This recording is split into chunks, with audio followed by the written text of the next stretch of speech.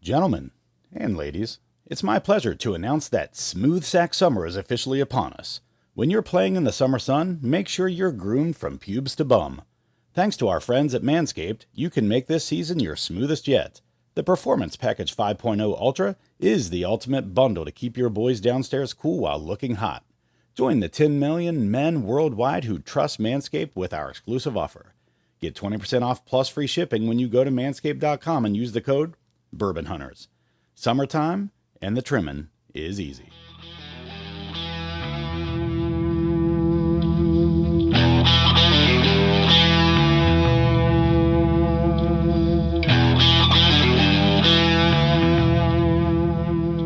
On this episode, Dude, Brett, and JD used 4 different bourbons to discuss what's in a Mashbill.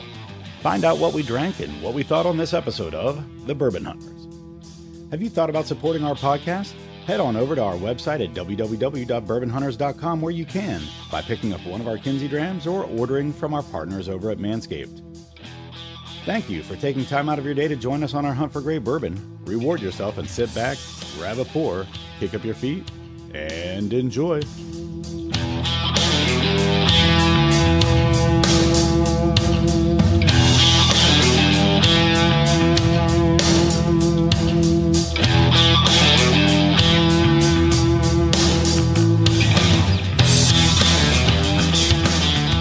Welcome to another episode of the Bourbon Hunters. I am Dude Poole, and I'm joined by Brett Bryan and JD Fritches. All right, guys. So thanks for joining in. We've had a crazy couple of weeks, really, with a couple of barrel picks, and I don't know, what else did we do? We had a couple of guests, and it's just been a little off our game lately as far as just shooting the shit and sitting down. So we decided to go back to our roots a little bit here and just have a nice evening of drinking. And so we're priming right now, getting ready to just kind of settle in for the evening, and we've got some Chattanooga Bottled and Bond 100 proof, and we are -1 today. We are -1, so let's have a drink for Tyler real quick.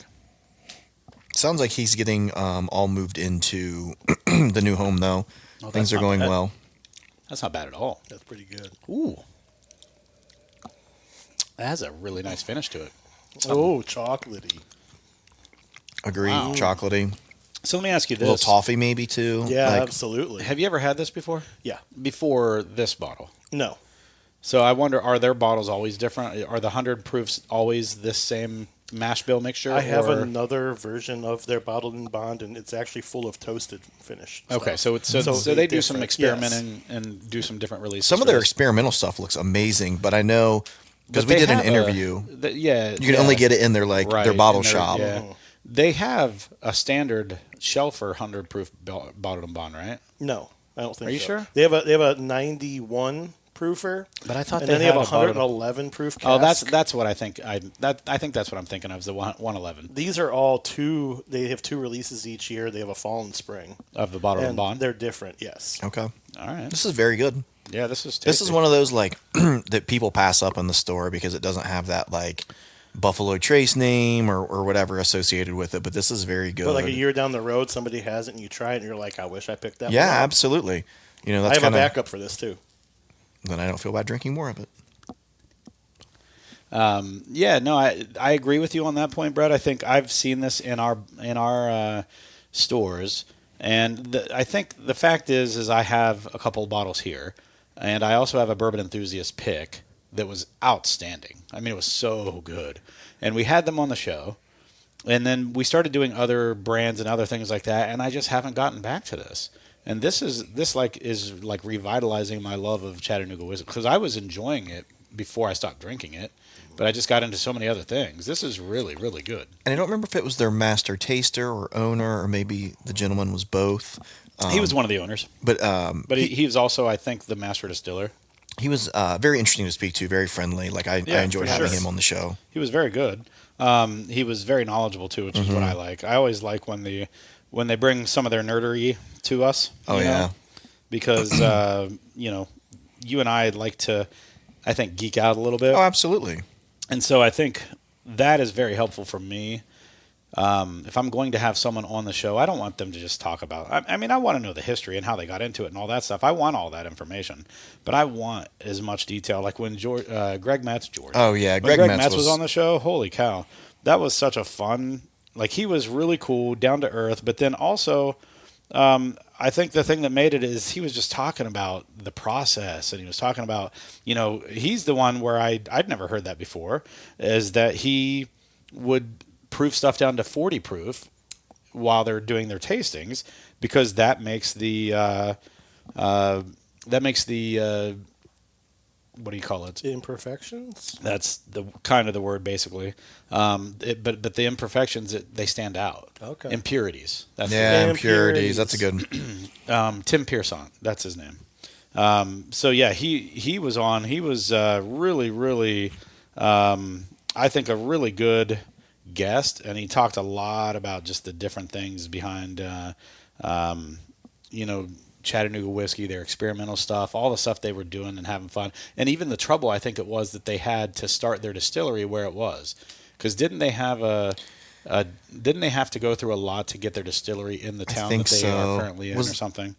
But yeah, he's one of the co-founders. Are they in a dry county? That's what I was thinking. Is something with that? I don't know if it was a dry county. So I know Jack Daniels is, or if it was like a historical building or something. I can't remember the details. I have to go back and listen now.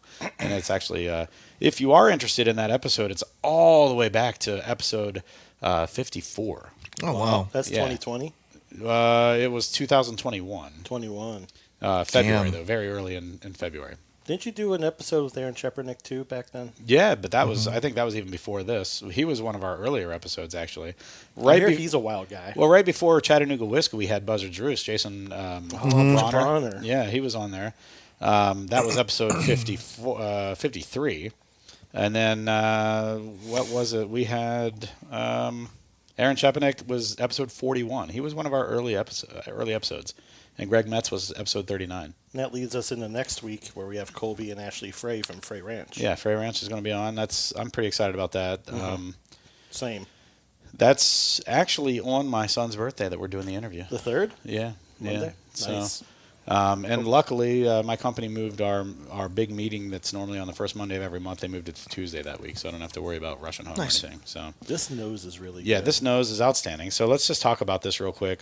This is not part of our episode today. This is just kind of us. Primer? Yeah, primer, just getting set, past the visceral reaction, so that's not wasted on our first drink of the night that we're doing on the episode. And I think we just decided to include this because we haven't really sat down without a guest or without an agenda of some sort that's a little bit more, picking a barrel or whatever in a few weeks. So I'm glad I brought it. Yeah, same. Me too. Definitely get a lot of those malted, like honey and caramel and There's a lot of malt coffee. in there. I agree. Yeah, I'm getting honey, caramel, and chocolate, like a cacao chocolate. I get that chocolate, but it's a creamy chocolate. Like this whole thing is just creamy. It's got a great mouth experience. It's non-chill filtered. And it is very viscous. It's really nice on the tongue. I think there's nothing unpleasant about this. It doesn't even it's 100 proof, so it's obviously not killing you with proof, but it has a nice lingering finish that's not overbearing at all. The viscosity is nice. Mm-hmm. I agree. I like this. So, yeah, good primer, I think, to start with. Hopefully it doesn't outshine the things we're about to do. So. But, who knows? There's one there in the lineup that I'm pretty sure it will not. Yeah, probably. Yeah, so let's talk about what we're actually up to today as far as the tasting, what the episode is about, and what we have on the lineup here. So we were just kind of shooting the shit over text and decided that just kind of breaking down what's in a mash bill, like from different things that you're tasting, and going over some of those different things in 4 different expressions. So we're going to start off with a high rye, then we're going to move down, or a high rye bourbon, I should say, and then we're going to move down to a low rye bourbon. And then we're going to go to a 4-grain bourbon that has both rye and whiskey as the secondary and tertiary grains. And then we're going to finish off with a wheated whiskey, or wheated bourbon, I should say. So we're going to go all the way through. And so basically the lineup's going to go from 4 Roses, which will be the high rye. Then we're going to go Colonel E.H. Taylor Small Batch, which will be the low rye. Then we're going to go to Middle West Spirits, which is the 4 grain. And we'll talk about percentages and, rumored percentages and things like that. So one of these mash bills is not exactly public knowledge. Nobody knows what it is. Yeah, but there's guesswork and people have some ideas. And then the Maker's Mark will be cask strength Maker's Mark, which we don't talk about much, actually. It gets overlooked. Agree, but it's another good one. Maker's Mark cask strength is actually a pretty good bottle of bourbon.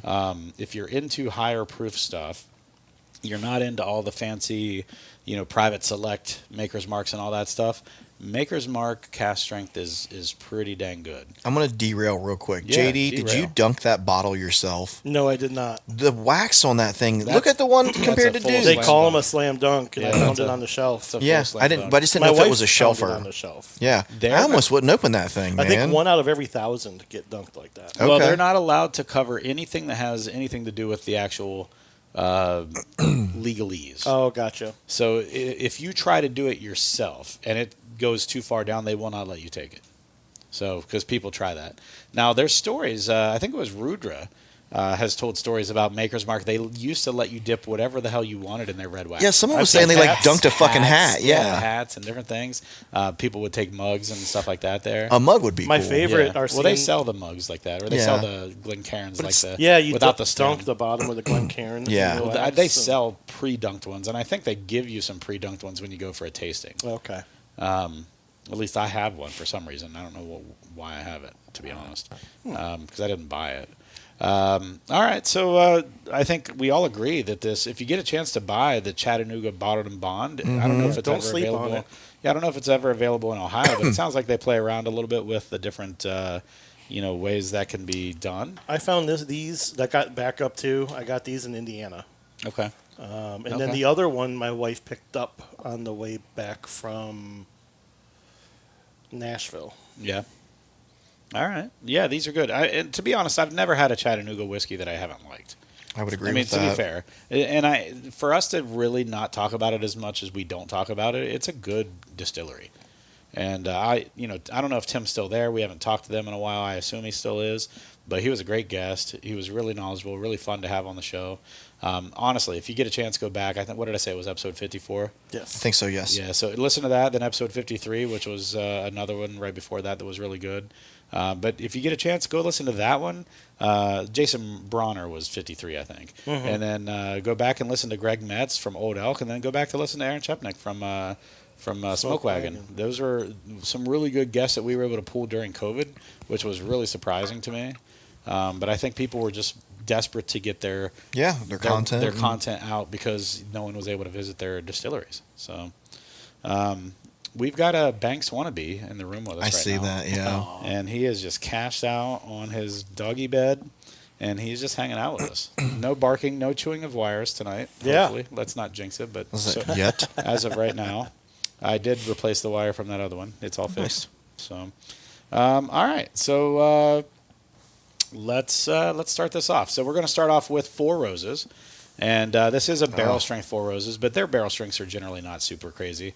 I have a feeling this one's going to ruin it for me because I just know how Hey. much I enjoy this. Instead of E.H. Taylor small batch, because all the other ones are a little higher, we could make this a barrel strength episode and do a Do you have a Stag Junior?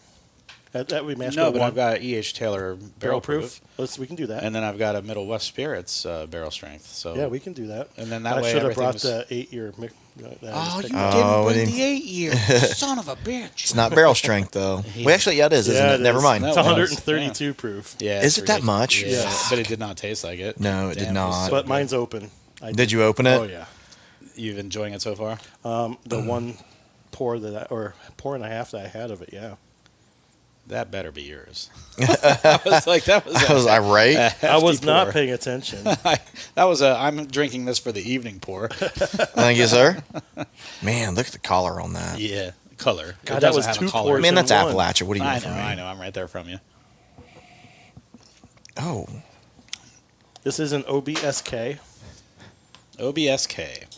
So, all right, let's nose this, and I'm going to bring up my little tasting notes, Four Roses document real quick while you guys Smells- are nosing this. How do you feel like your palate has evolved since you started really diving into whiskey? Oh man, it has changed so much. I think that's a great question, honestly. I still, well, you know, I think like a lot of people, I always kind of talk about like coffee, like, and I'm sure you're a coffee drinker. I feel like everyone is, but no one, I don't say no one. Most people don't go just like head first into the pool, black coffee. You know what I mean? Like dark roast. No, a lot of people like they'll do cream and sugar, and then like they'll kind of back off on some cream and back off on some sugar, or maybe go to nothing. And it's kind of the same with like whiskey, I feel, in a way. And so I didn't used to love like the high proofs because I just don't think my palate was there, and all I could taste was like ethanol. But now I can get so much of those different like aromas and flavors, and it's, you know, you can start to pick out things where before, you know, like right now when I smell this, like I get some fruit in there, I get some candy, I get all these, like I get like a lot of sweet notes where, you know, if you would have asked me to do that in 2018, I'd have been like, it smells like fire. You know what I mean? Or it smells like rubbing alcohol. Yep. And it's amazing how much that changes. So, like what you're saying is, like in coffee, I can you even don't pick- just jump to the beans shit out by the animal. Yeah, You know? exactly. And even with coffee. So the funny thing, I can pick out flavors in that too. I'm like, oh, this has like a white chocolate note in this coffee. And it's funny, like I can do those same things with it where before I couldn't. I'd be like, it just tastes bitter. But now it's not bitter, right? You can pick out those individual, like, Yeah. oh, there's some cacao in there. There's, you know, white chocolate. There's, you know, there's even certain coffees that I've gotten, like raspberry and things like that.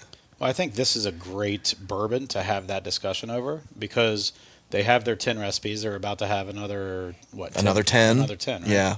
Because they have 2 more mash bills that they introduced. Are they Yeah. only Right? starting out with SVs though? With that, I or don't- do they have all the? I mean, different- all I know is that they've introduced 2 new mash bills, which means they have the potential to do another 10 Yeah. recipes because of their 2 yeast strains. super so- excited about the 10. Or they're, I'm sorry, they're 5 yeast strains.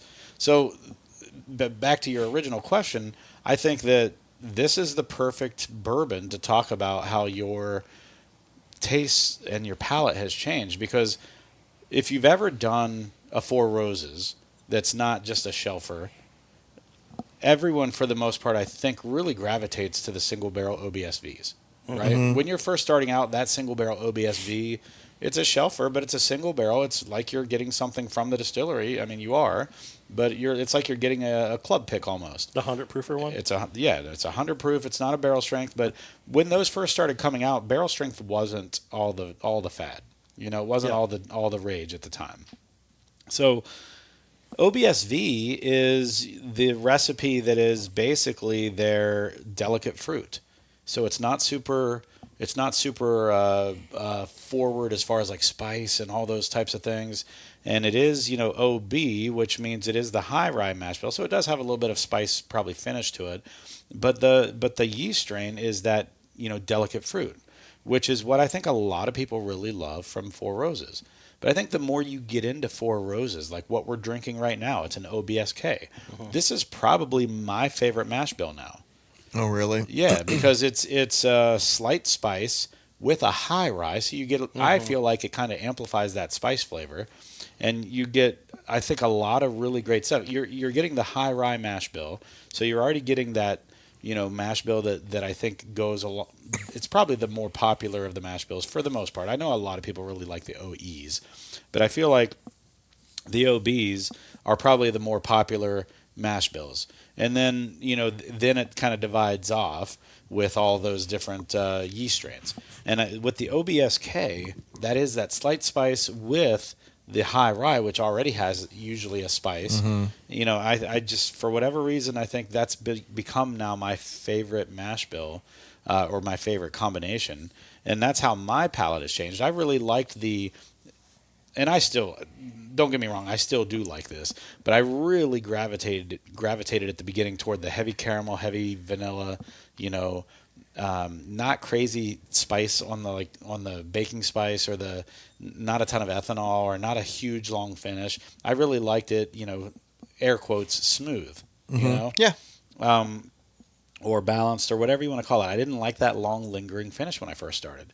But I really love those pops of vanilla, those pops of caramel, those pops of, you know, maybe toffee or something like that. But more those flavors that I think aren't very Traditional? Well, I was going to say polarizing. Yeah. Everyone who likes bourbon likes those flavors. Right. And when you talk about bourbon, those are the flavors you talk about, But now I tend to like the long lingering finishes. Oh, I yeah. tend to like a little bit more spice in my finish on the back of the tongue. I still like that pop of caramel or vanilla or whatever at the front, but I really like it to I guess bloom across the tongue as it goes toward the back of the tongue. I like that bourbon, as I always like to say, to tell a story. I like it to be able to to evolve across the tongue, and the more you drink it, the more it changes, throughout the evening and stuff like that. So that's how my tastes have changed, I think. But interestingly enough, it's not like I stopped liking those things that brought me to bourbon, because I still love those things. Those older bourbons that I used to rely on as my, once I started drinking neat anyway, as my go-to bourbons, I still like those things. I still really, really gravitate to those bourbons. I like the high ride too. Like, I like to think about Heaven Hill, and you have like the Larceny barrel proofs and the Elijah Craig barrel proofs that come out. And I always kind of gravitate towards those Elijah Craigs, you know what I mean? Like they have the higher rye versus the wheated, Yeah. Larcenys. So like with these, the OBSOs, I like. Those are very, very good. I'm on Yeah. board with you with the OBS. OBS, are my And favorite. that's the rich fruit. Yeah, the rich fruit. So that's not the delicate fruit. That's the rich fruit. I get like a jam But on that one. I will say that's probably my second favorite mash Yeah, bill. that's one of my favorites for sure. Well, and that's my second favorite yeast strain. I like the OBSK.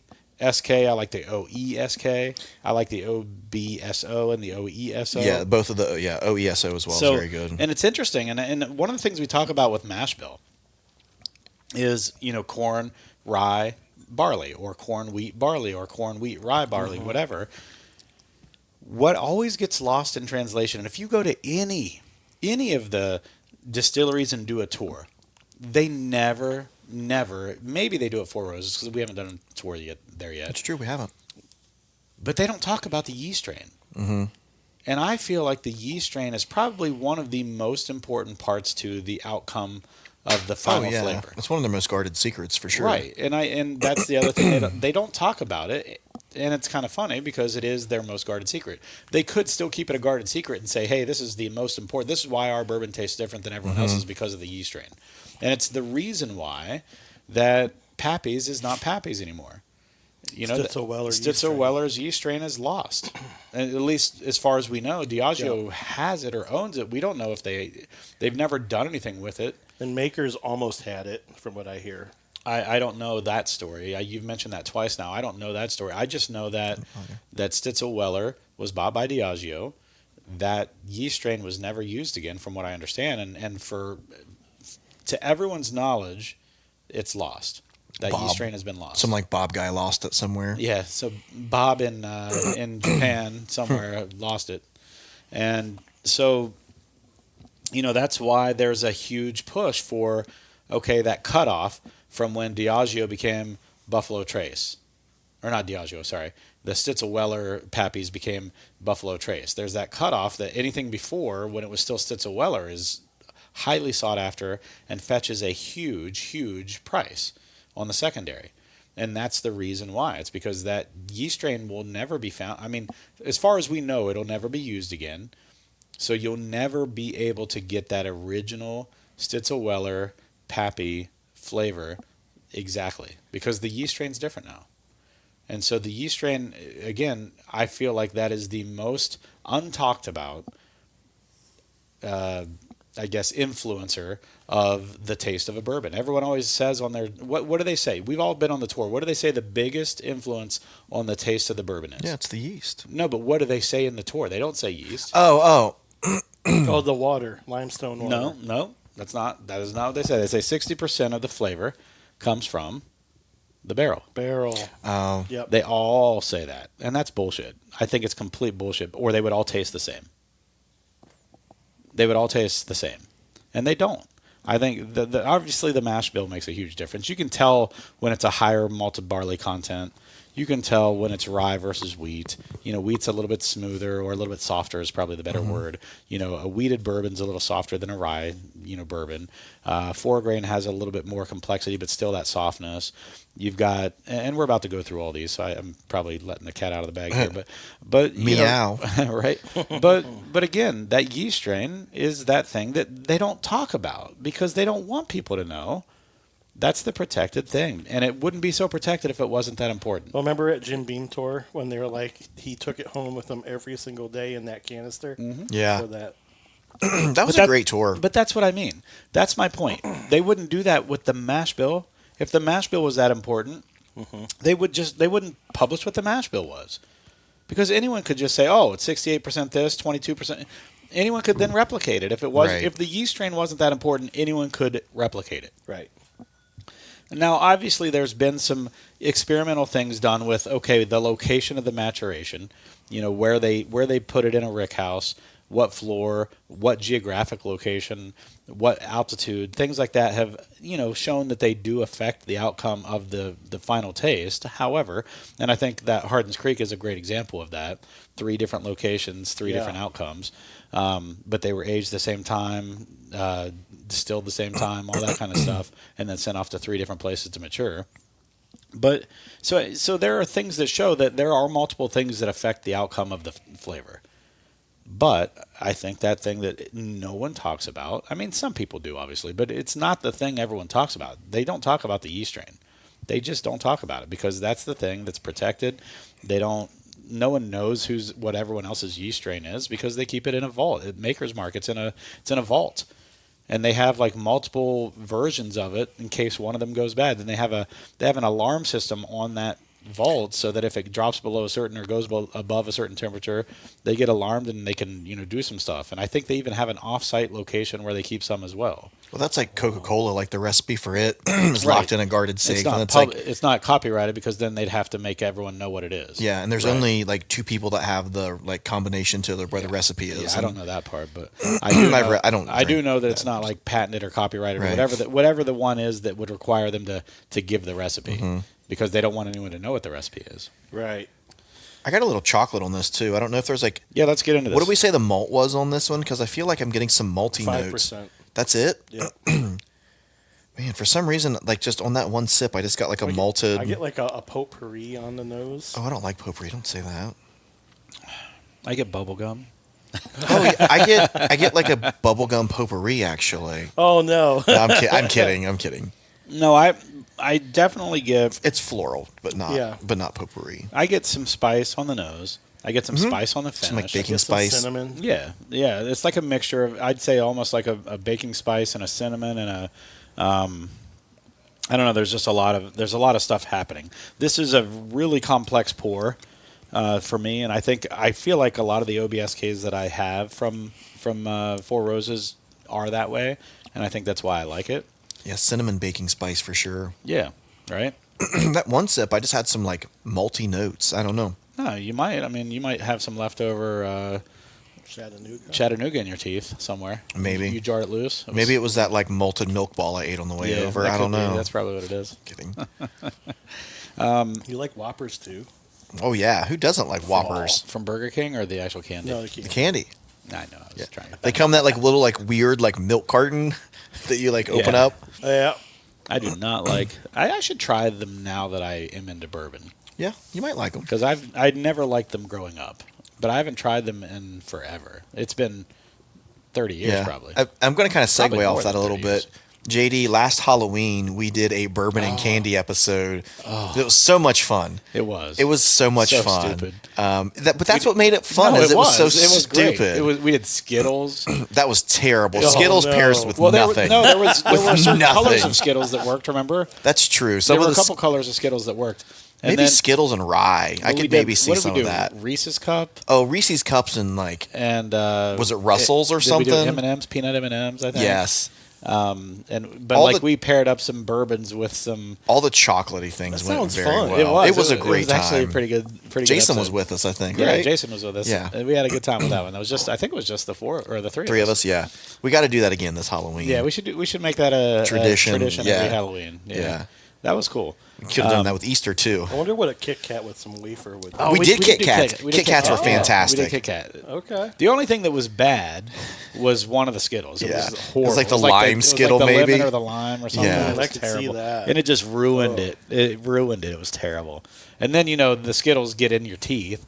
So Right. then you had to really, I think that was the last thing we did, actually. 'Cause I think it was so, too. bad. Ugh. Yeah, this is good. I mean, obviously, I always like Four Roses single, barrel strength, single barrels. And so, just taking a step back, we did say this is the high rye, correct? Because as we kind of go through these different mash bills, 35% Yeah, rye. this is a high rye. That's one of the higher rye contents you're going to find. yeah, Without it actually being a rye. But it's still a bourbon.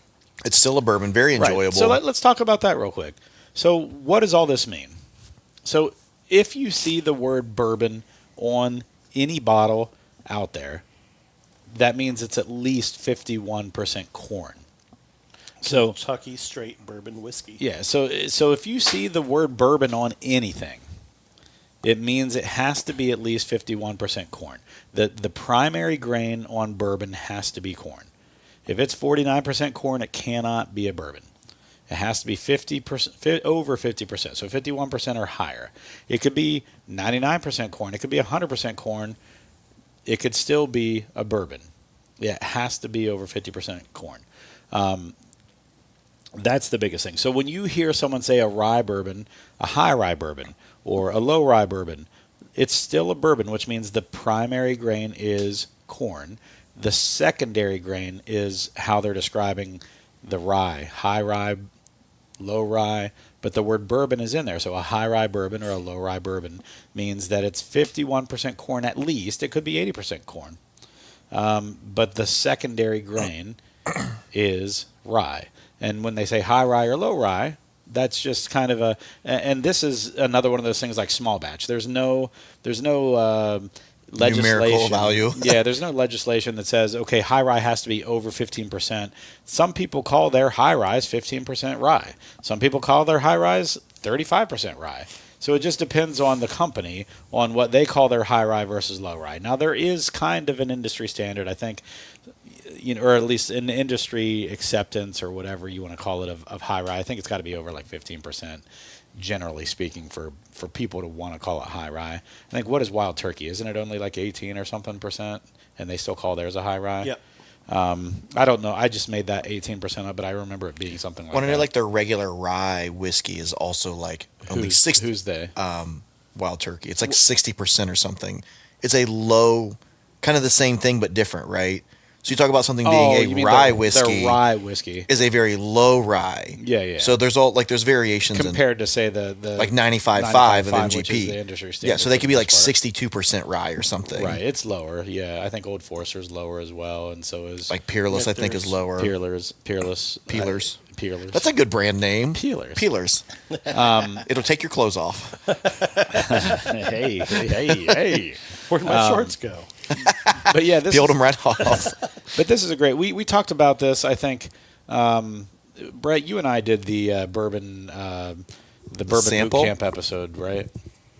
Where we went through the different. The Four Roses recipes? No, the bourbon boot camp episode where we just talked about bourbon, what it took to be bourbon, all these. Yeah, Different we called things. it Back to the Basics, I think. Yeah, it was like Back to the Basics bourbon boot camp Yeah. or something. So a lot of this we covered in that, but that's been a few years ago. I'm sure we have some new members now, or not members, but new listeners now that probably don't necessarily know the ins and outs of a lot of this stuff. So that's your basics. If it says bourbon, it's over 50% corn. High rye, low rye, that means that's the secondary grain. When you get to something like Middle West Spirits or Maker's Mark, for example, those are bourbons, but Middle West is a 4-grain bourbon. And so we'll talk about that when we get to it. Maker's Mark is a wheated bourbon. So if it says wheated, then bourbon, the secondary grain is wheat. And that's what we get at.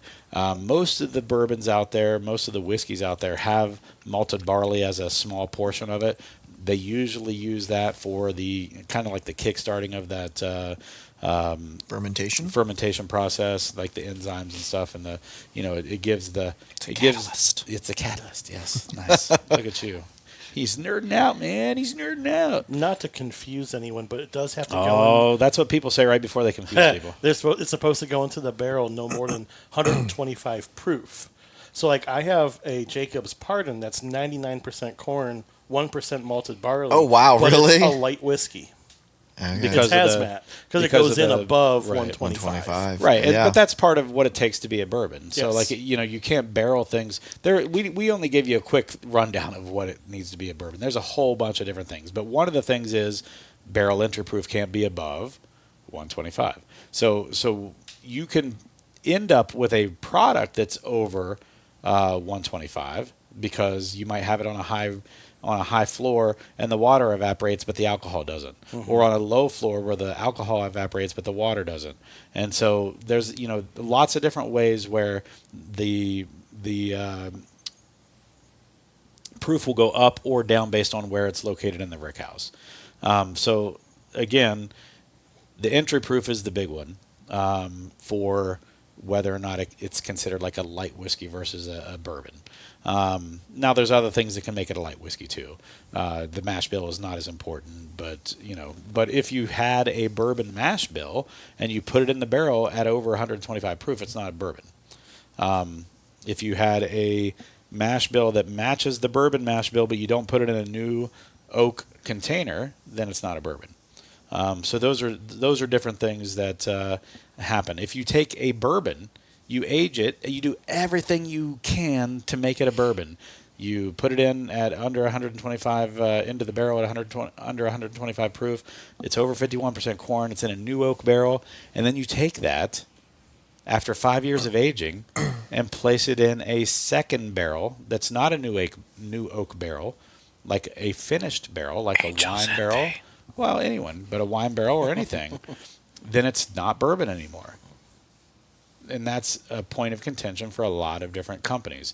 They still say, well, it's bourbon finished in, and that's fine. There's a certain way, like Angel's Envy is a good example of that. They make bourbon, but they don't sell bourbon. They sell finished bourbon.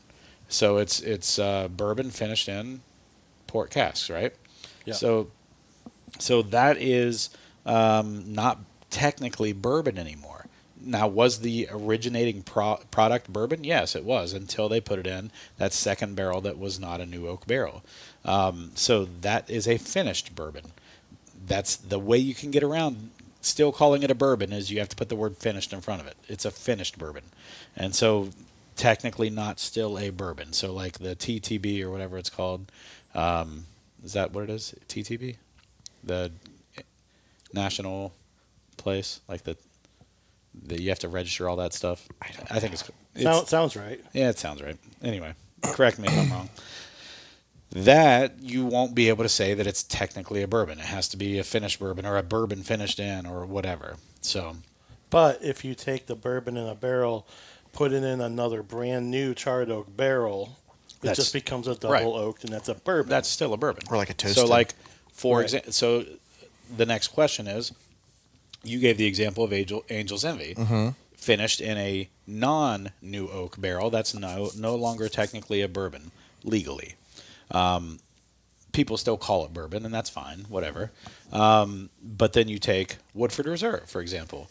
You take their bourbon, that's still bourbon. The double oak that they have is bourbon that was actually oaked twice in new oaked barrels. Yeah. So same with like Old Forester in their 1910. Yeah, so I mean, it's they're still Peerless and they're double oaked. Right. Yeah. Anything that says double oaked has a very high possibility of still being bourbon if both times it was oaked was a new oak barrel. So that doesn't ruin the concept of it being a bourbon. All right, let's move on. Let's go on to the low rye example that we have here. Consensus on high rye? Are we? Yay, rye. nay? Yeah, let's get let's Yay, nay, eh? I really enjoy barrel strength Four Roses. Yes, So. it never lets me down. I agree. I really enjoy the spice. I can't say that I would have enjoyed the spice 5 years ago. Really enjoy all those baking spice notes and high rye. Like I said earlier, I find myself gravitating more towards like Elijah Craig barrel proofs versus Larceny barrel proofs because I like that higher rye spice now. Yeah. Same with like the Russells. I same like way. the rye spice in that. Yeah. I never really touched on my palate evolution, but You haven't. once upon you a haven't. time, But you asked us. and Yeah, You just but- felt like you didn't want to share. that's all right. When I started out, I had to pour it over an ice cube, Yeah, I think that's normal.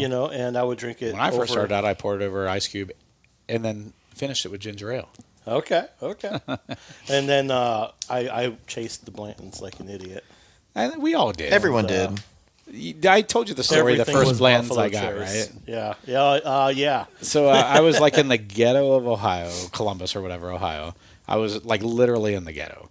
And like this was like a part of near campus where it's just not been, it's not been kept up. It's all falling apart. There's weeds. The liquor store has weeds growing everywhere.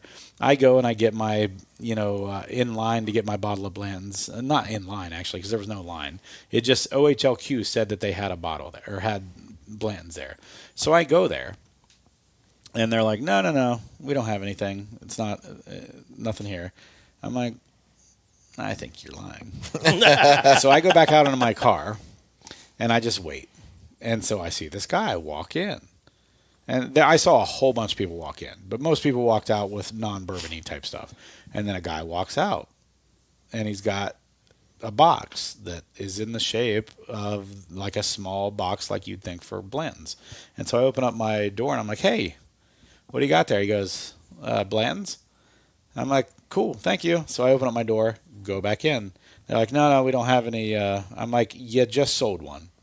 I said, and legally in Ohio, you can't start selling it and then not continue to sell it. It doesn't work that way. Yep. And so she goes, well, he was a cop. I said, I don't give a shit what he was. You sold it to him. It's And- for a cop. Yeah. For a cop.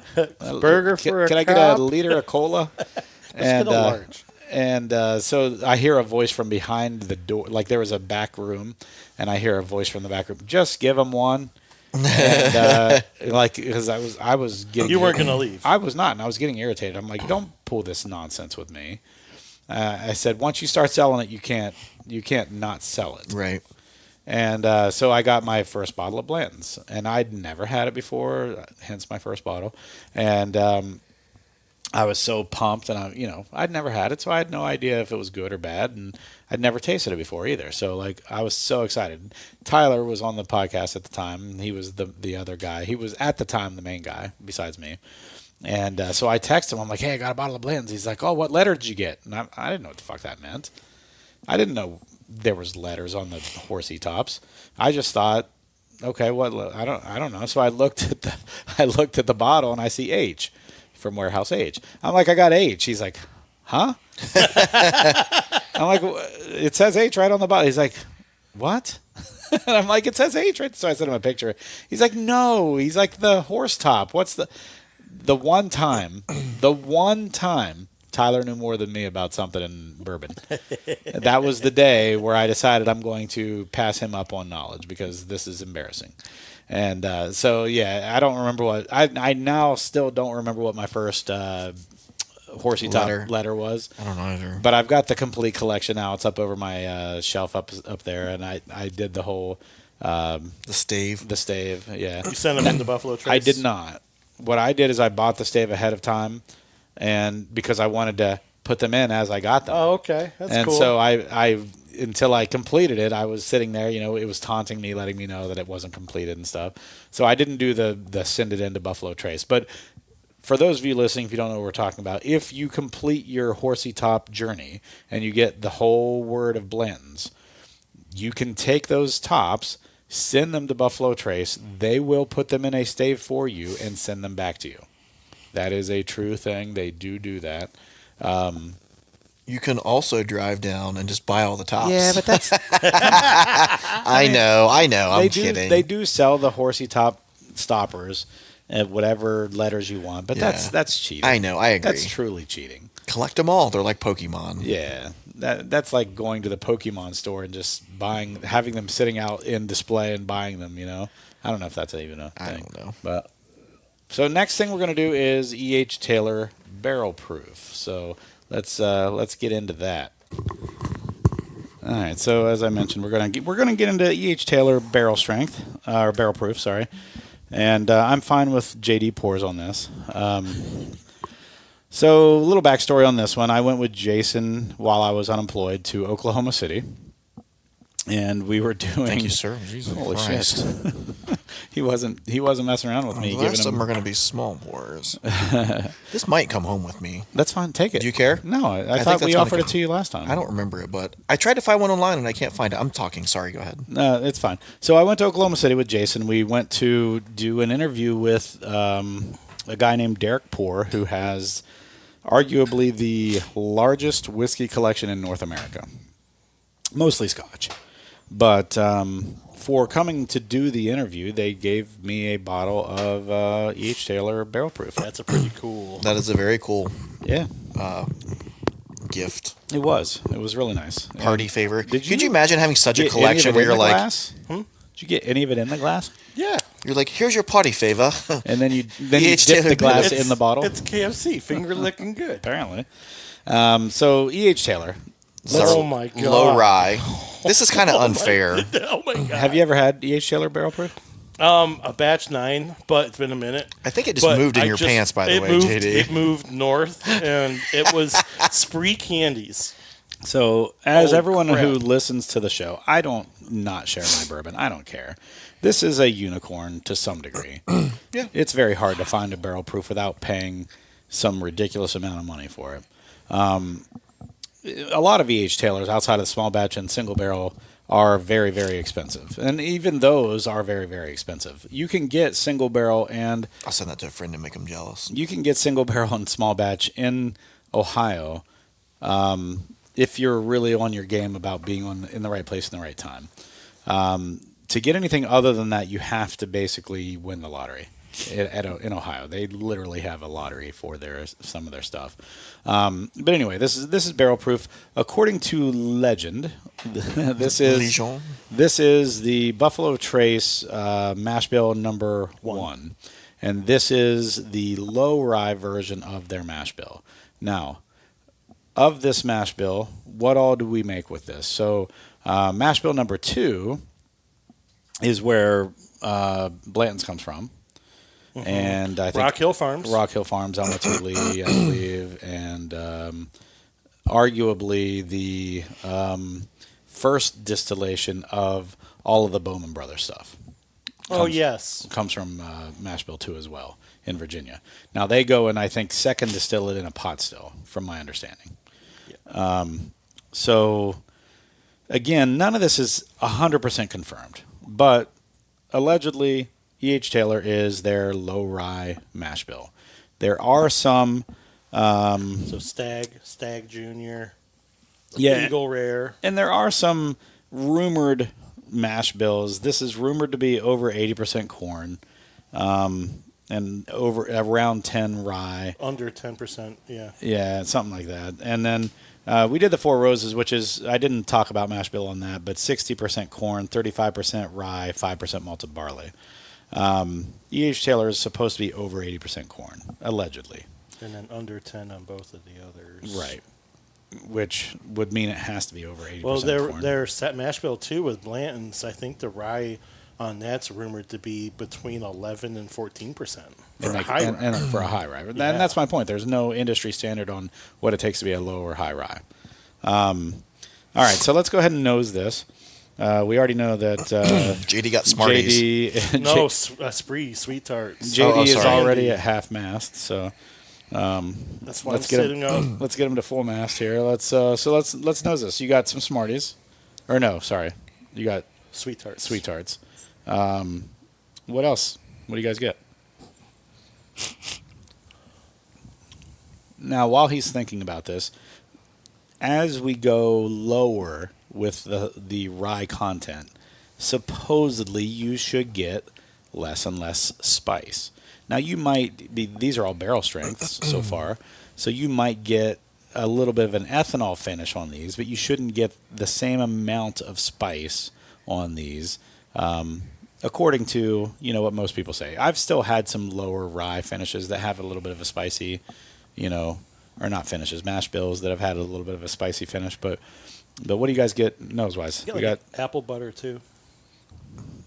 Boots with the fur. If this was in the club, the whole club would be looking at her. So there's, excuse me, there's not that. There is an underlying fruit note that There I think is. is apple with me. Yeah, it could be pear, but I get apple. Agree. too. Maybe it's like, I know you usually bake with Granny Smith apples, but it's a non-Granny Smith apple that's been baked. Yeah, like a baked apple. Like a baked apple, but not Granny Smith. Yeah, I could see that. Is that? Yeah, I see it. I'm diving into this though. I'm trying to find my note, that pie crust note that I love so much. Oh damn. There's some pie crust on this on the palate for sure. Yeah, like almost like a graham cracker with just a hint of cinnamon. Mm-hmm. Oh man, This Some has, dark fruit in there I just got. Yeah, I was gonna say that, and it's got some complexity. This Some. is I remember really enjoying this when I had it. As you can see, it's half empty almost now. It wasn't until JD decided to pour out most of it. But I mean, that's what we're here for, right? This is good. This is really good. It's got a lot. This is better than. So I've had E.H. Taylor single barrel. I've had E.H. Taylor small batch. I've got a shit ton of small batch back there just because every time I go to Buffalo Trace, I feel like they've got small batch for sale. What I have never had before was barrel proof. I think this easily is the best of the ones I've had. you never had like a warehouse C or a 4 gram. I've never had any of those. No. I had a tornado one time. I'm totally kidding. Oh. I mean, you never know. We've been to Jason's. I mean, He I might just have tried it. this, and then there's a tornado in my pants. Hey-o. I think the tornado is just a little bit of more limited release than anything. Is it more novelty? You think? I think Well, so. Yeah. it was a one-time thing. The roof Right. came off, and then it was exposed to the weather. I well, mean, they had to rebarrel it. I so think. people that have had it said it actually really did actually turn out pretty good. I'm sure it's good. They're I mean, all it good. is my favorite offering of Buffalo Trace, the E.H. Taylor line. E.H. Yeah. Taylor in general. Oh yeah. I mean, would I've had a Rockville Farm, Rockville Harm. Rock Hill Farms. All I'm just right. going to slow down for a second. I've had some Rockville I mean, Harms. JD I've harm too. JD does this giant pour, and then it's all downhill. Yeah, damn straight. We might have to stop having him do the pours. I know, right? Clyde, do the pours. I mean, it's not my fault. I'm like Michael J. Fox doing it. Right. Current Michael J. Fox. Right. Not Back to the Future. Not Back to the Future, who can hold his hand steady. Marty.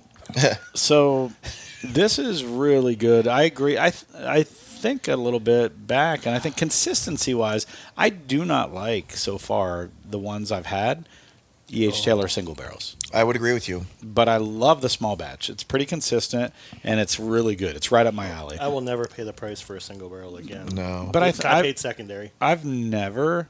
I got it here in Columbus. At just walked into the store. Didn't realize I was buying a single barrel. I just thought I was getting an E.H. Taylor. Wow. That's how lucky I was.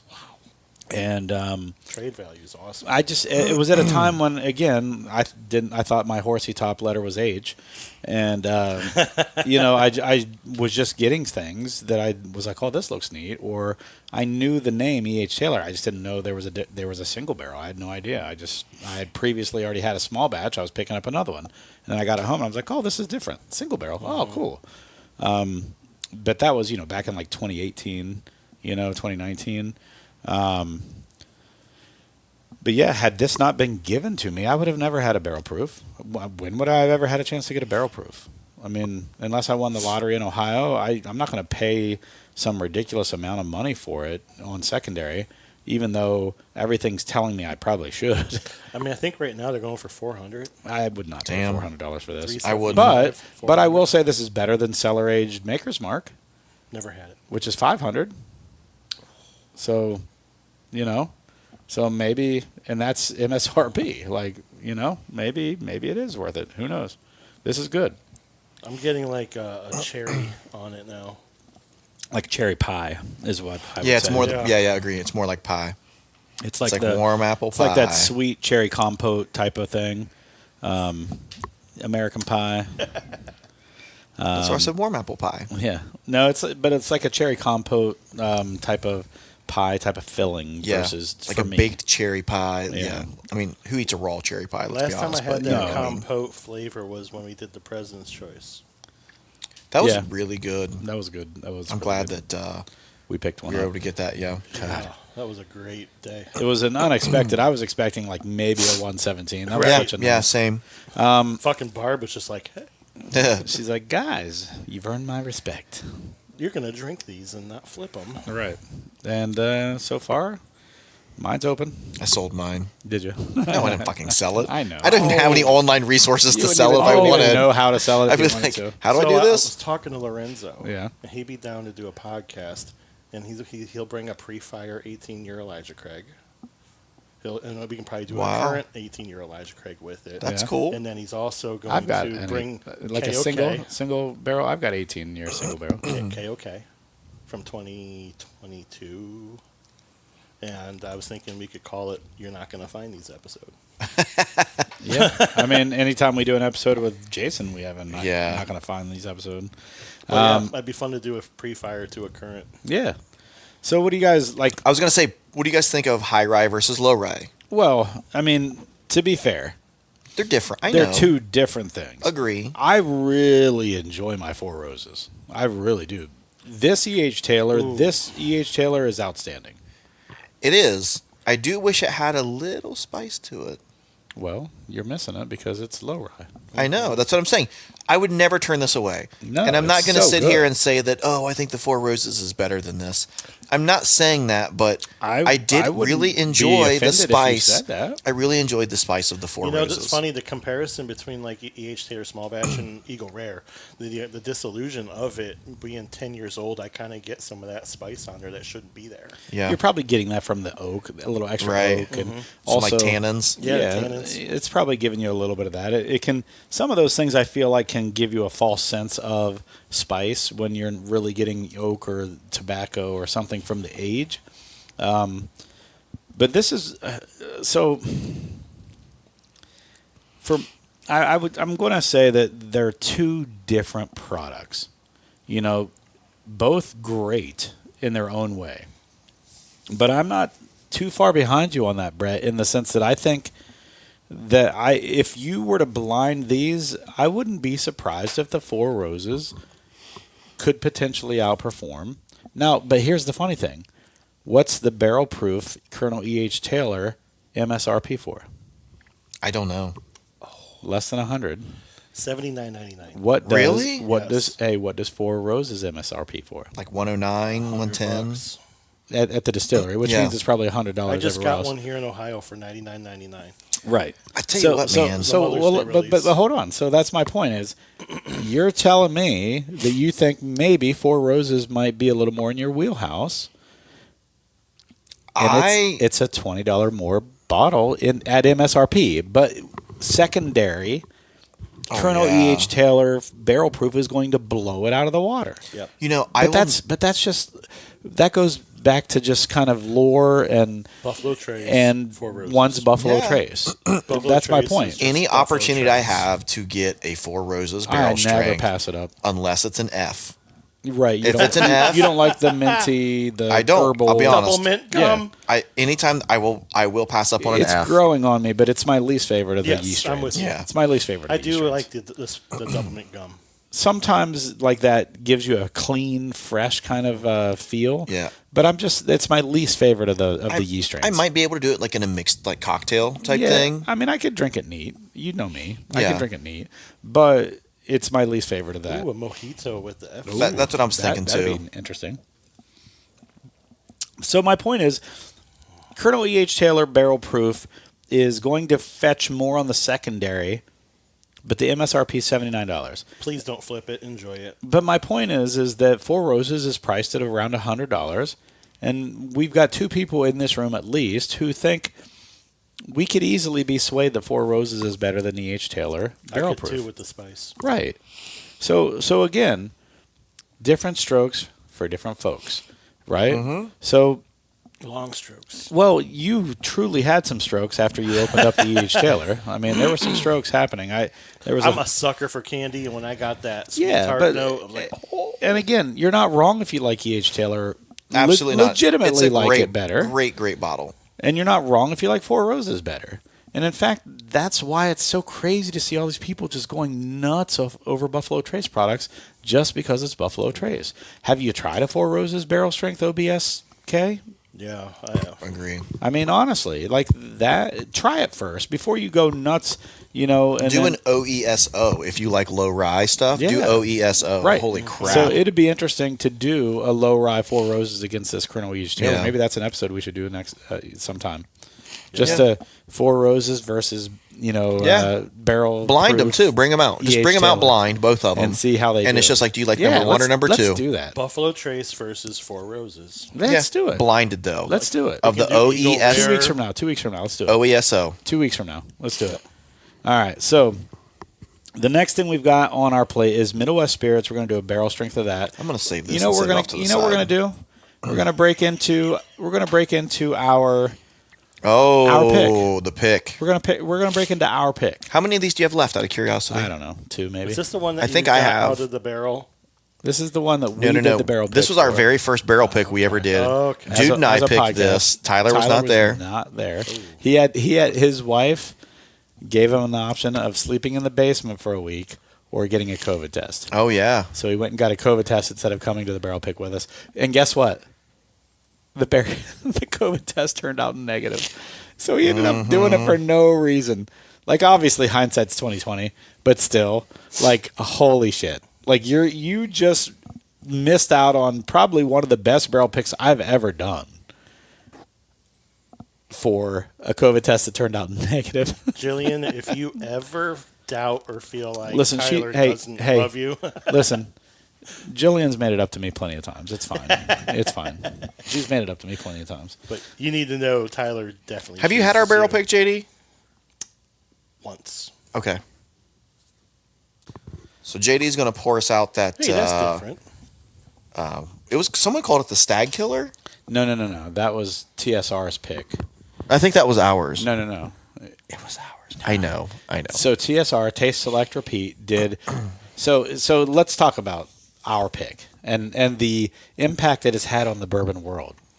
The bourbon world has changed. No, but I'm being dead serious. So we did our pick, okay, and I've talked many a times about the Black and Brown podcast on the show. They're a podcast that started around the same time we did. They have this awesome shtick. I love it. They're 3 black guys that talk about bourbon, and they've done a really good job of talking about the black influence on whiskey and bourbon. Okay, they've had people in the industry who are black come in, master distillers, master tasters, things like that, blenders, other people that just do other things on the periphery of bourbon or whiskey. But they're kind of trying to break that whole stereotype, if you will, of like black people, Hennessy, that kind of nonsense. Yeah. Cognac. You know what I mean? Yeah, that's Which, another one. That yak. Whatever. But Yeah. the nonsensical stereotypes. Yeah. Some of them, some stereotypes are well earned. Some of them are, perpetuated. Some of them are nonsense. And their idea was, hey, we really enjoy bourbon. We want other people to enjoy bourbon. We want other people to understand that black people don't just drink Hennessy. They don't, and to even expand other, in the black culture, the reach of bourbon. And it's gone so far as they do this black bourbon run every year in Louisville where it's kind of like our Bourbon Blitz. Oh, cool. And they do a podcast while they're down there. It's a really, really cool podcast. They do a lot of stuff, and they have a lot of really good guests on. But anyway, when we did our pick of this, I sent a bottle of it to the Black and Brown podcast. Nice. They loved it, and they gave some of it to the people at TSR. TSR, Taste Select Repeat, is a black-run boutique online bourbon type or whiskey retail store, basically. They do a lot of barrel picks. They do a lot of different things like that. They've done, what's the one? damn it, I always forget the name of this place. Anyway, they do a lot of barrel picks.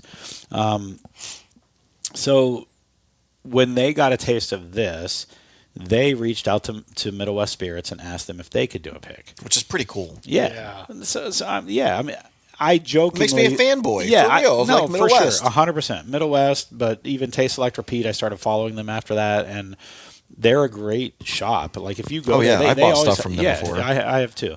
They're really good, and a lot of their stuff sells out fast. So it's not Agree. like they'll get a bottle of something, and it'll sell out like in an hour or two. You know, you'll get the email that says, "Oh, hey, we got this in stock," and then you go there and it's already gone. And you're like, "Shit." They are the most sought after Columbus-based whiskey company. Oh, for sure, 100%. Oh, yeah. And I mentioned that in a post online the other day to someone who was looking to buy bourbon in Ohio. And anyway, so TSR did their pick of the bourbon from Middle West Spirits, and they called theirs the Stag Killer because they thought it stood up right there toe to toe with Stag. And it did. I have that actual pick in my back room. Nice. And we did a head-to-head with We did, ours yeah, and yeah. theirs. And now we're biased, but ours edged it out. Yeah. Well, the nose on this competes right away with the E.H. Taylor barrel proof. So the whole point of this episode, what did we talk about? We were talking about Mash bills, bills. right? So let's talk about the mash bill of this. So the mash bill of Middle West Spirits, it's a 4-grain bourbon. The Michaelone. And their rye, their rye is also a 4-grain. Their pumpernickel rye, but their whiskey, their bourbon whiskey, I should say, is a 4-grain. So it's 68% corn, so over 50% bourbon, 16% wheat, 11% dark pumpernickel rye, and then 5% malted barley. So that is their mash bill. I think it's a really good combination of rye and wheat. The fact that the wheat's as high as it is gives it, I think, a nice softness. But the rye spice is still there. This is our pick. I am very, very biased against our pick or with our pick. Yeah. I'm interested to hear JD's kind of breakdown of this, just because this will forever be a super important and super like sentimental absolutely flavor. bottle. And like I can pick this out. Tyler can pick this out. We do this in blinds, and we've tried to mix it in. I feel like we always pick it out. Yeah, we've tried to throw it in as a little dark horse or as a joke, like, and we always are like, "Oh, this is our pick." Like it is phenomenal in my opinion, but I want to hear what you think. So it's really fruity. I feel like the nose is muted. So I'll be honest with you. this was probably our least favorite Yes, nose when yes. we did the pick. I love this nose. That's Well, me. This is better than the E.H. Taylor There were barrel 2 proof. better noses when we did this pick. Yeah, this had the worst Wow. nose, but the And palate what do made we up. say worst? It was still good, but it Yeah. was compared to the other ones. It Just was the lightest So nose, I feel. remember when we just did the dark pumpernickel Yeah. pick? Yeah. The Yeah. one I picked, number 2, was a little more muted than number 1. Yeah, I remember that. So let's dive into this. Blueberries. You get blueberries, really, on the nose. I could see that, actually. I could see I that. don't get much on the nose at all. I do, and it's all fruit. It's all delicate fruit. And Like it's- back to the Four Roses idea. It's delicate fruit. It's more toffee than it is caramel. Just take a little sip of that. Tell me what you think, big A guy. little on the tip. Just do a little sip there. Tell me what you think. There's so much going on in this thing. Brown sugar. Your eyes. There's caramel. There's I vanilla. got a nuttiness on it too. There is a nuttiness. Yeah. Oh, that was just a little bit. Like Yeah, I you hate just to had say a quick taste. Yeah. Man, that's a very Jim Beamish nuttiness to it. Yep. There's so much going on in this thing. Honestly, this surprised the hell out of us when we drank it. And then it surprised the hell out of me when it was actually bottled and it still tasted as good as we The mouthfeel on this, yeah, there's a nuttiness, there's a The what? viscosity. The The what? mouth experience on Yeah. this. The viscosity is good. The viscosity is great. There's There's so that much nuttiness in complexity. there. The finish just lasts And guess forever. what? Hey, You'll that- never get one. that barrel is right there.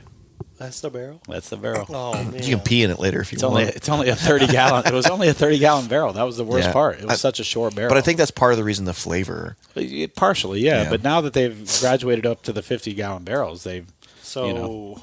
I'm gonna say it. This is better than the 8-year.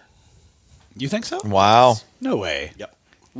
Let's do Next- a head-to-head. That could be a head-to-head. Hey, when you were supposed to bring it tonight and you forgot, Yep. next time bring it and let's That's do a head-to-head. That is a good idea for a head-to-head. 2 weeks I'll bring it. Because that 8-year, I thought was phenomenal.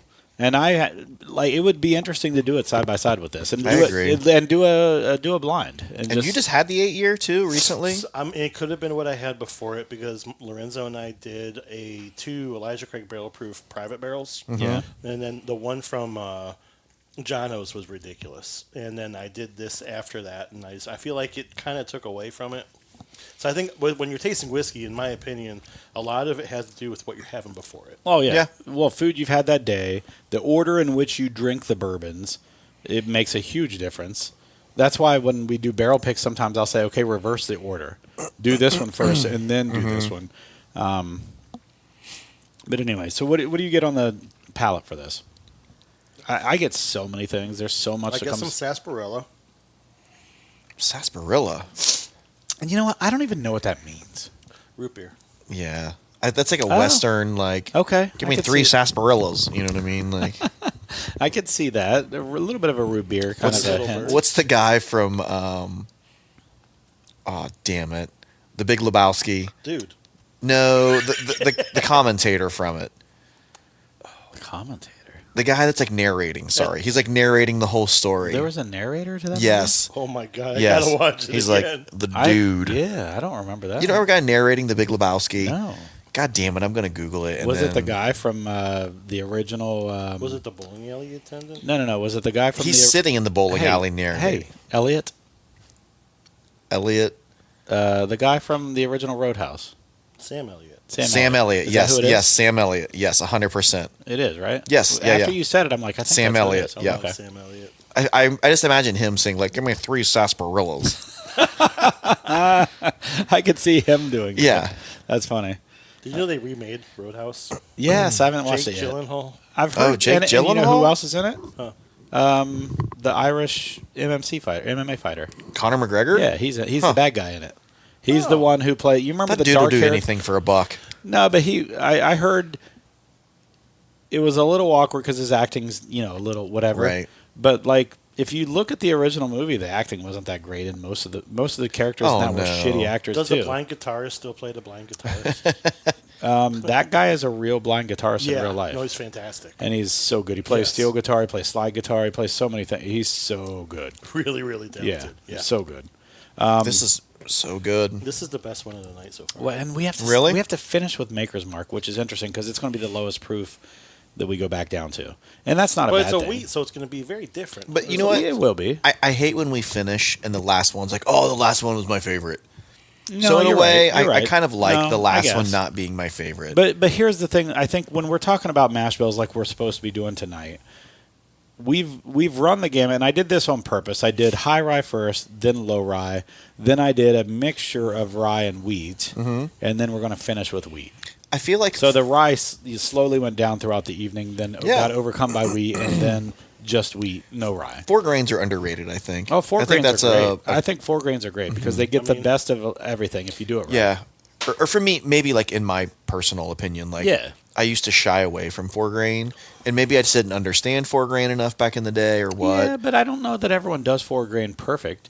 But when they Agree. do 4 grain right, you get the best of both worlds. You get a little bit of the spiciness of the rye, you get a little bit of the softness of the wheat, and I know that kind of contradicts itself, but there's a thing there. There's Yeah.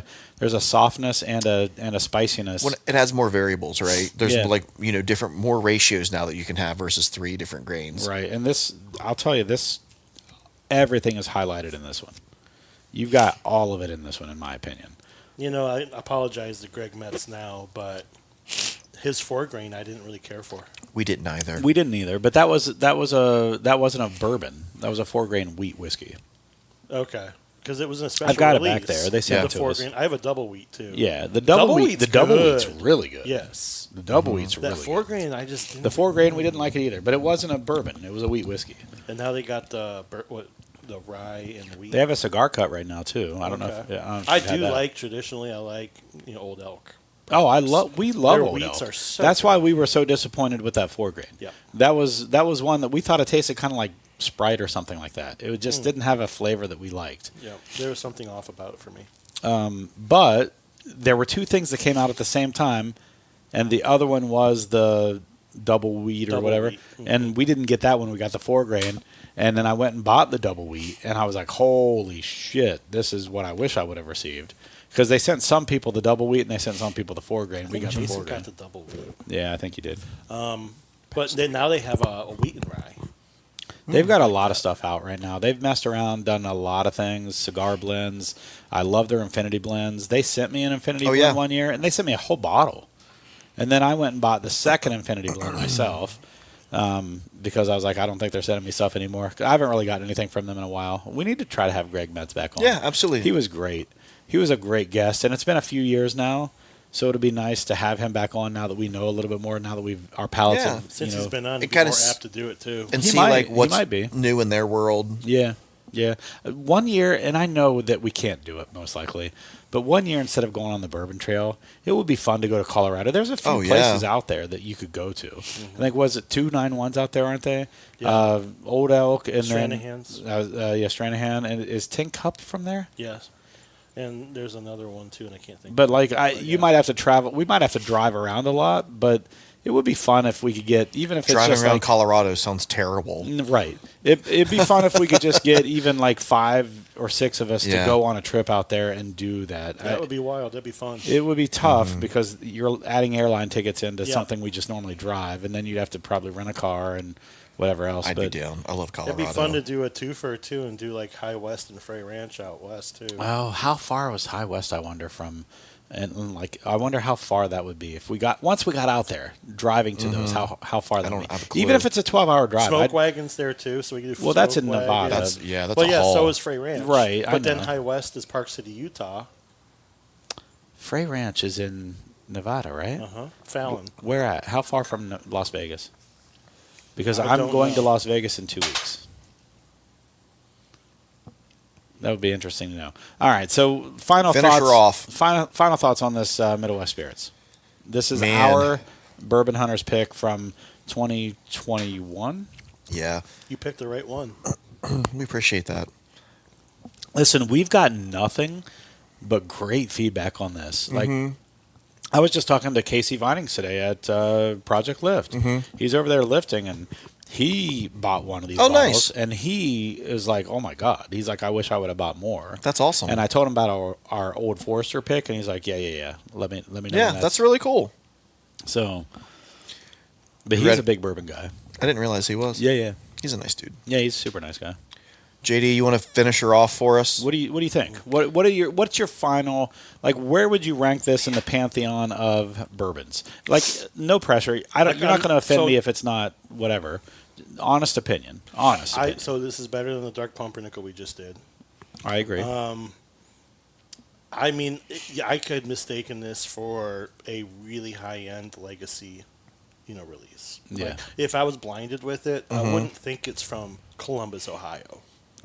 So I'm 100%. thinking Kentucky. I'm thinking a bigger distillery. I'm thinking it's really special, really special. So, I sent this to Texas, to North Carolina, to Missouri for my friends, and then also to North Carolina for the Black and Brown podcast.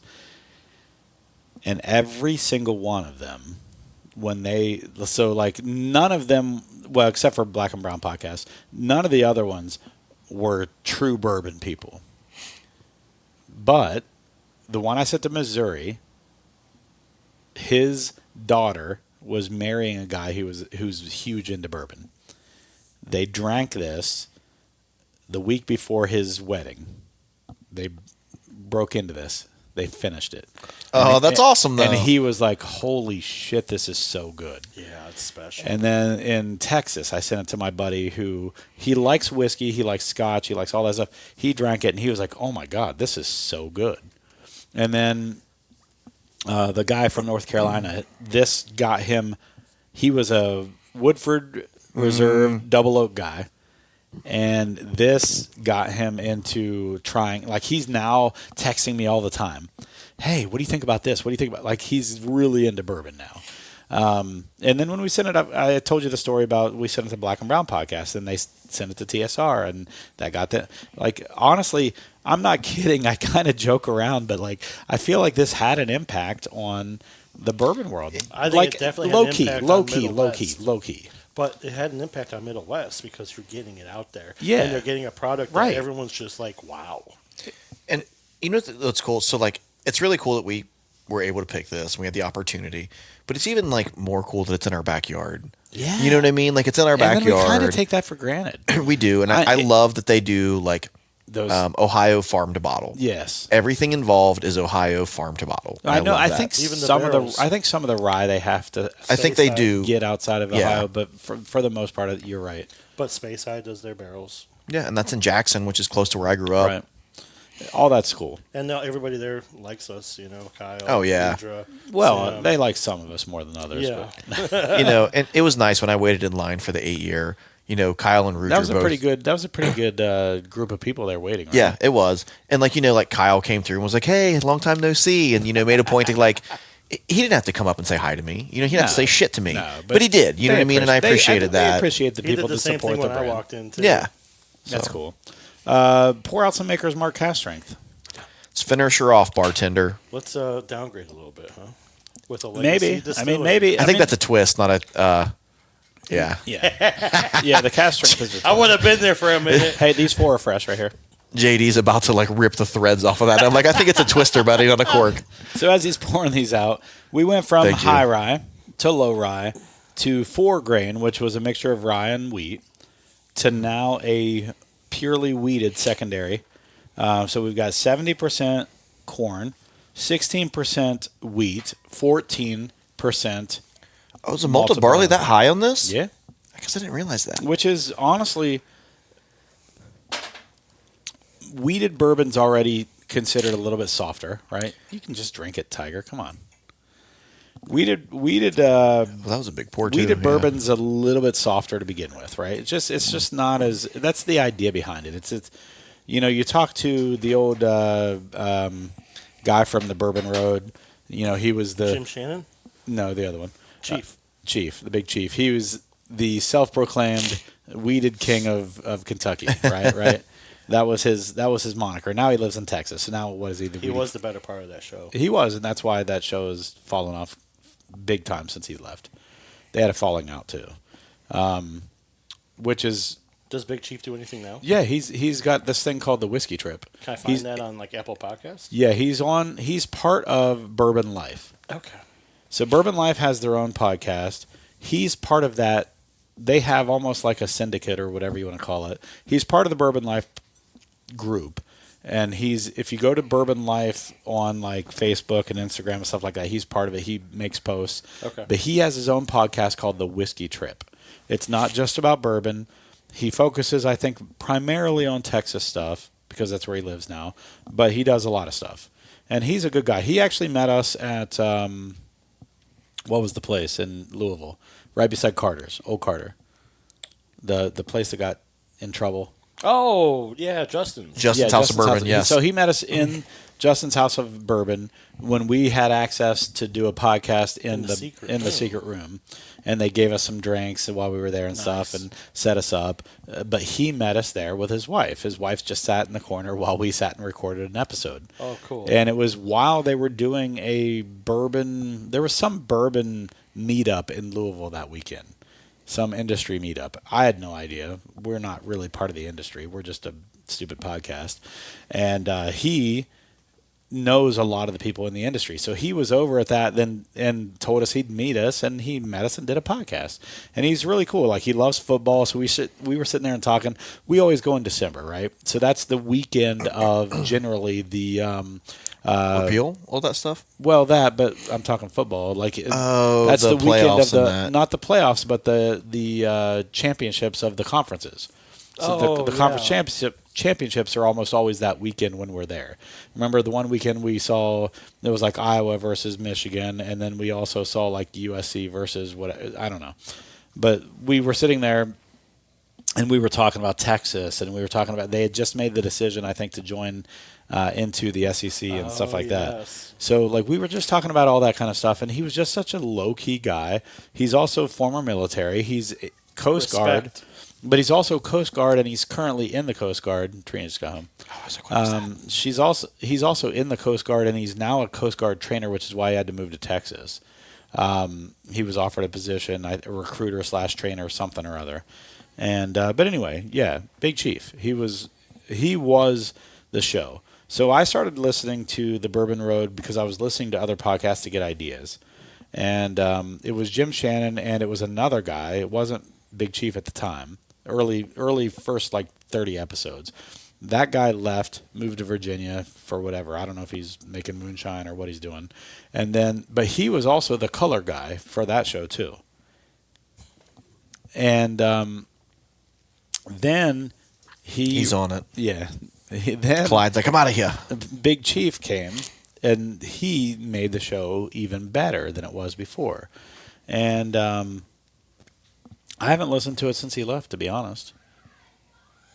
I hope that came through on the mic. So I was like, hi, Clyde. So you guys probably don't listen to the mashup. I did a review for them, and they read it on their show. Oh, that's cool. Yeah. And I kind of invited them to the second night of our bourbon trip to come and hang out. Yeah, they And should. Okay. And they're like, we're going to bring pocket pours for people. We're Do you going to know bring where? some bangers. Do you know where we're staying? Woodford Hotel. I Okay, mentioned it. just in making the sure review. because Yeah. I didn't want you to think we were at Louisville again this year. Kenny Mills, who's one of the guys on there, and then Anthony, he's the Woodford main Hotel? guy. Let's look it up. And It's in Versailles. yeah, Okay. So they're in Lexington. That's where Oh, they're based okay, out so of. they're close. So they're not Yeah, that far. nice. And so I invited them. We're to going the to go to second Lexington on that next day. Night. Okay. I love So, Lexington. Cool. To Pepper. I'll reach back out to them. We're But going they to read the my review on their show. James E. Pepper. Oh, nice. Yeah. Well, you have to listen to the episode where they do their. Can't remember what they drank, but it was something special that day. But yeah, they read my review and they're like, "We are there. Did we just get invited to something?" Like, Let me know. Let me know what it is because they're 5. Or wait, No, they're below us. no. They're 7. No, they're 4 and we're 5. Oh, okay. The Black and Brown podcast fell behind us on Gotcha. the. They're right. They're 1 in front of us. Okay. The mashup's 1 in front, or they might be. So Anthony, the guy Yeah. who They're good, started though. it, Yeah. he said that they've listened to a select variety of the episodes. They're kind of similar to what we do. Like they know all about it. Yeah. Yeah. Do they? That's Yeah. cool. You have to Yeah. listen No, to it. I've listened to them. I haven't heard them talk about us, but like I've listened to them. They're good. They're a good podcast. They're fun. They're super stoked. They're like, "Well, might bring some great Listen, pocket pours." this is what bourbon's all about, in my opinion. You know, like that's what it's all about. You get people together, you share some bourbon, and you do some stupid shit, and you just hang out. That's what we did. That's what we've done every year. All right, let's get into the Maker's Mark Cask Strength. This is smells like straight caramel. it does, and this is where I think the softness of wheat comes Yes. through. I've had a taste of this already while we were flapping our gums, but this it's not what we just had, but it's good. It's really good. This is something you could just sit and drink all night long, Oh wow! right? So this is what the private selects are before they enter the staves, right? Yeah, so cask strength This is Maker's good. Mark is what they do before they add the staves to it. This is really good. Yeah. It leaves something to be desired on the finish for me. That's the softness probably of the wheat. There's no spice. There's no I mean there might be a little spice, but there's no real spice like you get from something that has a rye presence. How much of this hotel do we have? The entire thing. Seriously? Yes. Yeah. Christ on a cracker. That's why we went from $420 last year to $500 this year. Yeah. But and I've met Eric, so Yeah. And you know how many people are going this year? 12? 15. We could do in 2 vans. We can talk about this offline. We are. I'm not driving. No, you're not. I'm not. Jeff's driving his Tahoe, and I'm driving a van. Oh, okay.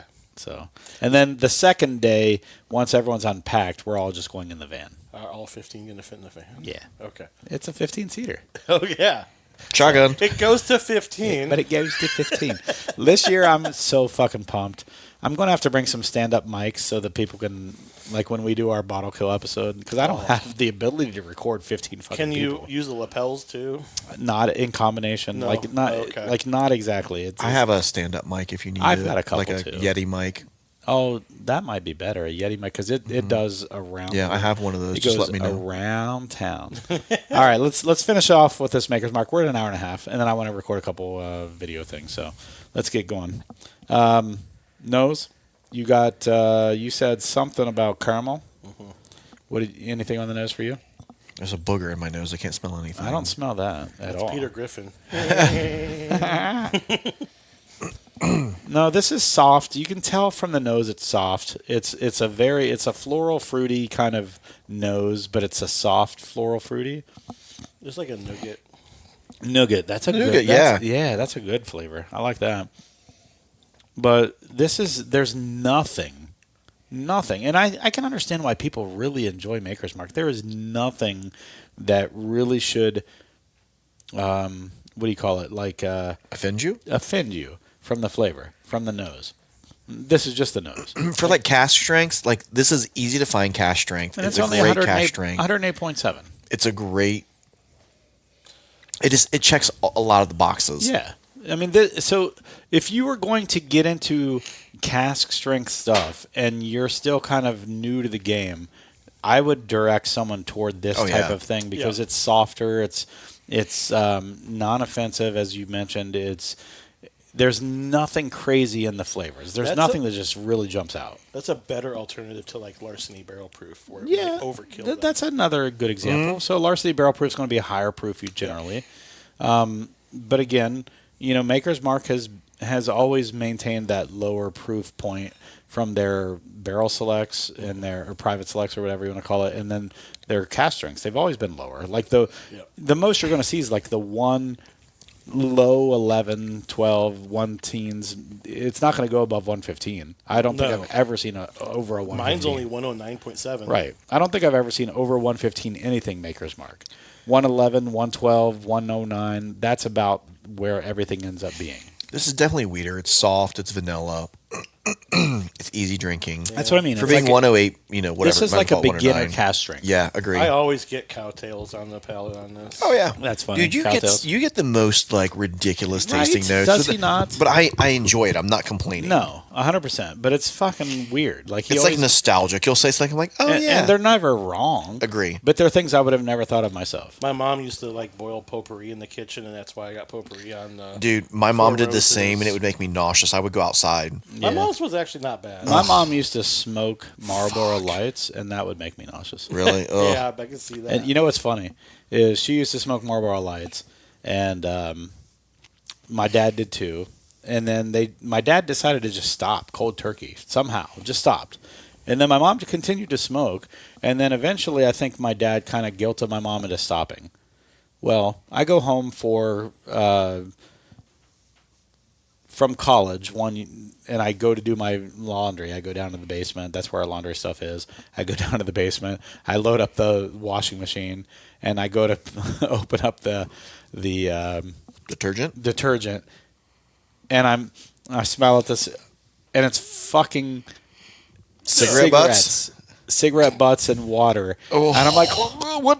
And I'm like, what the? So my mom, I Still found out, smoking? still smoking in the basement while she was doing Nice. like laundry and ironing. So that's where she would Yeah. smoke, and she would go down there because he never went down That's there. a terrible smell, though. Oh, cigarette butts. Oh, it was God. horrible. It was horrible. To this Ashtray. day, it still Oh. gives me headaches. To this day, it still gives me headaches. Yeah. But yeah, that was funny. So I came upstairs. This is before my dad passed. This is way before. And I came upstairs. I was like, oh yeah, I was doing some laundry today, and I grabbed and I said what detergent it was, and it was the one that she knew was. And she's like, oh no, don't use that one. I was like, I didn't. Yeah. And so we both knew that I knew. Right. I own you, Mom. Right. For Christmas, I would like. I don't think she would have. I mean, I would never do that to my mom. Right. No. But like, yeah, This is that's funny. funny. There was that sense though of like, I know something. Yeah. You know. But anyway, Christmas better be good, Mom. Well, it was good to do these different mash bills, right? I don't think we've done an episode like this where we just no, do. not this topic. For Not sure. purposely. Yeah. Purposefully. Yeah. Something like that. Yeah. One of those. There's so many untapped avenues. No, we have to come up with something every once in a while. Yeah. And, you know, this was a good idea. This was Agreed. JD's idea. So I call myself the 3M of ideas. I don't come up with the ideas. I just make the ideas that you come up with better. I like that. So you had the idea, you said some things, and then you wanted to fucking throw a rye in there. Everything's Fuck got rye. to evolve. But it was a We should do an mixer, all which rye is- episode. I understand, but I want to do an all rye episode. will that be the first episode I'm not in? Maybe when I'm in They could be Vegas. low rye. Maybe when I'm in Vegas, you guys record an all rye episode I without happen to me. have some ryes that you've enjoyed. No, I know, but it would be funny to hear Yeah. an episode without me being Yeah. the host. Oh yeah. Tyler and I did one. and then come back. No, not without. Yeah, we me. did. Yes, we did. No, you didn't. I swear, Tyler and I did an episode without you. Did you fucking post it to something different? You posted it. I We have- recorded it. I have on, not been in a. We have not had a podcast. I have not. No, been we in. recorded on Teams. It was like 2020, like middle of COVID. No, that did I not swear happen. we did. No, I you will. did. I think you were having. I wanna a drunk hear that moment. I one. swear that we It didn't did. happen. So you're It not was gonna like hear it. there. It was just Tyler and I like. Do you like stuff? I like stuff. I think he had a dream of this. That I swear. I'll go back that through never and find happened. it. I would love for that Yeah. because that never happened. I swear it did. That never happened. I think he had a fucking weird wet dream about Tyler. I'll ask Tyler. This about might it be too. when they first fucking met and they were touching tips. I don't know what's going on. That never happened. Anyway. Swing. Swing. So let's finish this. Let's land the plane, as they say. What would you rank these? Oh, Middle West Spirits #1. I'm going to honestly say Four Roses. I was going to say the #2. same. I hate to say it, but E.H. Taylor #3, Maker's Mark #4. yeah, I hate to I think say we're it. all the same. Yeah. Every one of these is outstanding. Outstanding. Even the primer. Yeah, and your primer was actually probably ahead of Maker's Mark in my opinion. You think so? Oh yeah, for Yeah. sure. But here's the thing: Maker's Mark is good. This is good bourbon. I know it kind of gets passed over on a lot of people's stuff, but Maker's Mark is good bourbon. Yep. And their cask strength is really good. Yes. There's nothing bad about it at all. This is good stuff. Probably pretty consistent too. Well, according to them, they all taste the same before they blend it because they rotate the barrels. We know that's bullshit. That's part of their marketing. We get it. But that's why they had to do their private select instead of single barrels. But I mean honestly, Maker's Mark's a good product. They're pumping out a good product. They're doing it at a volume that you never worry about finding their product. And they just go under the radar. Yep. Yeah. 1, 2, 3, 4. We're all the same? All the same. Yeah, I think so. Wow. I know it wasn't a blind, so it's not official, but like I think we all could tell what we were tasting. I think the biggest upset in all of this, I mean, we all know that the Bourbon Hunters is probably the best thing out there. The pick that we did. Just wait till you see the Old Forester pick. That was good as well. It still wasn't as good as this Bourbon Hunters pick. It's not as high proof. Well, that's part of it. But E.H. Taylor, I think, is the big upset on this one. I think being third in this group, you know. Yeah, that's an upset. Absolutely. I think, and here's The hype to behind the it? Buffalo Trace taters. Keep doing what you're doing. Keep selling your shit. That just leaves the better bourbons for the rest of us, and that's fine. And E.H. Taylor's good. This was all good, and that E.H. Taylor is really good. That Yep. barrel proof is really, really, really, really good. But we just had two things better than that that cost, secondarily wise, less than $100. Yep. Or $120 at the most. Yes. If you're talking about that Four Roses, potentially. Episode 52. On this episode, Brett and Tyler sit down virtually over Zoom to discuss Luxro Distillery. I'm going to go back and listen to that. Episode 52. I don't think that's a real thing. Anyway, good night, ladies and gentlemen. Fucking Brett goes out with the win. Brett goes out with the win. I remember fight, it. good night. Because we what were the like, fuck? episode 52. I don't remember that at all. I That's do. right before Aaron, But I had that's to right publish before it. Greg Metz. Yeah. I had to publish it. How do I not remember that? What was I don't know. doing? Planning for Greg Metz. No, but seriously, Lux Road. They answer the world's biggest question. Where is Dude? That's in the title. It does say that. Where the? I remember it because I remember Tyler and I What just day like, is this? This is January 26, 2021. we're just like, so. Where the fuck was I? It was rough, dude. Was It it a was bad? rough. Was it a bad episode? It was a bad episode. Was it really? Yeah, oh, yeah, it was a bad episode. It was a Can you bad go episode. back and So are view you the telling me right now downloads? that I'm the glue? No. The holds Not this at all. fucking- I will never- No, I would never bullshit. admit that. You just said it. Did you But- not hear that?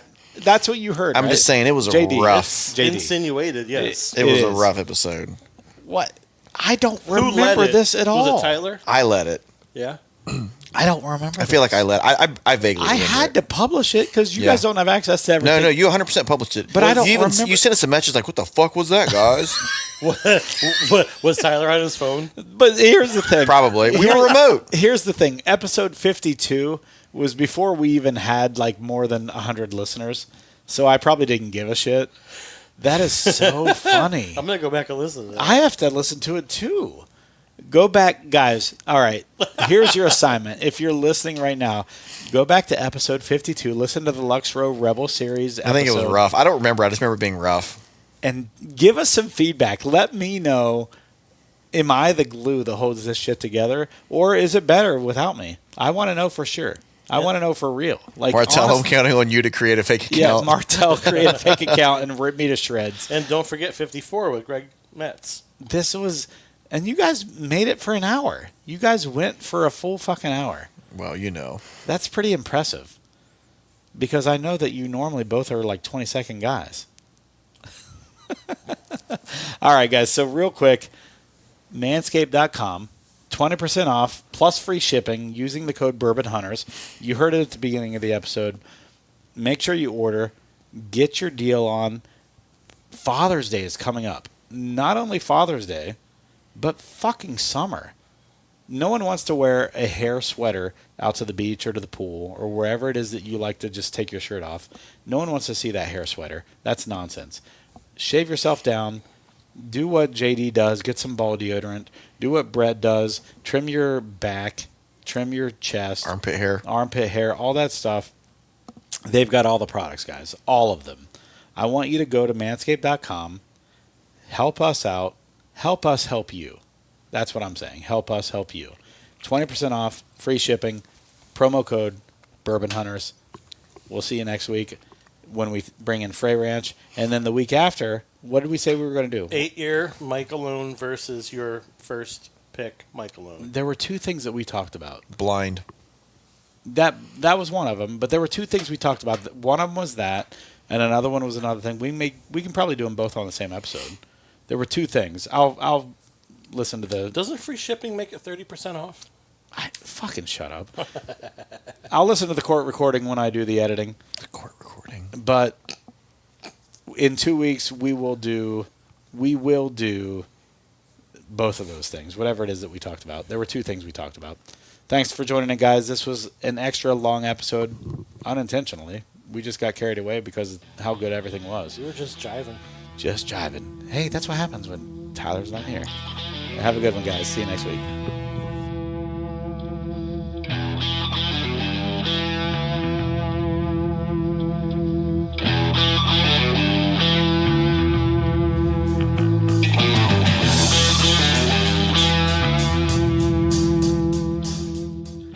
Thank you for joining us on yet another hunt for great bourbon. Please give us a 5-star review anywhere you are listening.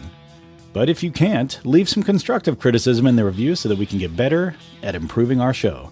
Good reviews help us bring better guests on for your listening pleasure, not mine. But until then, sit back, grab a pour, kick up your feet, and enjoy some bourbon.